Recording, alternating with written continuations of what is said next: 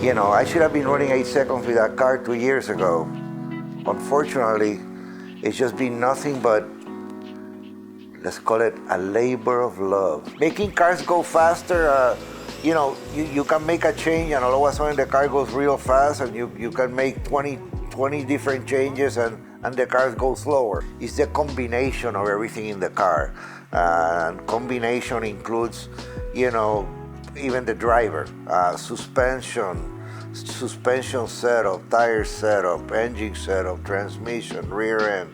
You know, the combination of converter versus rear end ratio versus engine, and all those things combine, you know, and how the vehicle runs. Ricardo, in my opinion, is thinking about how to get the car faster or what went wrong and how could he fix it a good part of his day and night. When he's not under the hood and tinkering in the car and figuring it out, I think his brain is just constantly working on solving the problem at hand. I know he does a lot of research online, and he's had to learn a couple complicated computer systems to make the car run. So he's constantly evolving and working on it. The time before we went to the track, my last pass I ran 8.9, which I said, man, we're finally here. I just have to do a couple of more tweaks and we'll be there.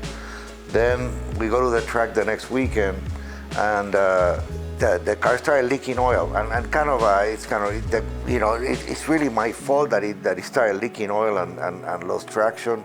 It was oil coming out of the breather from the dry sump tank. And the dry sump tanks are very finicky as far as the oil you put in it. Depending on where the car was when you shut it off, there is a lot of lines and there is a lot of oil that stays in the car.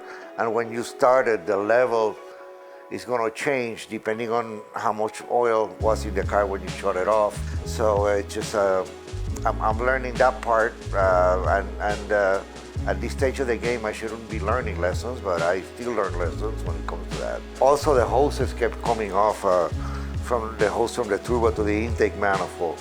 And so what I did with that is I put new hoses. I have a different system with clamps that I need to put on, but I need to weld some ring to the turbocharger, and I haven't done that. Maybe I'll do that as a winter project.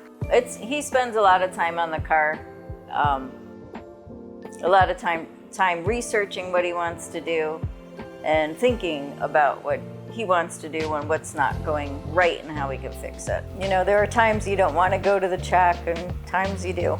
So I think it's just, I think he pushes himself sometimes. I think it's harder to learn some of the computer things that he's had to learn and the advances that are in the cars now.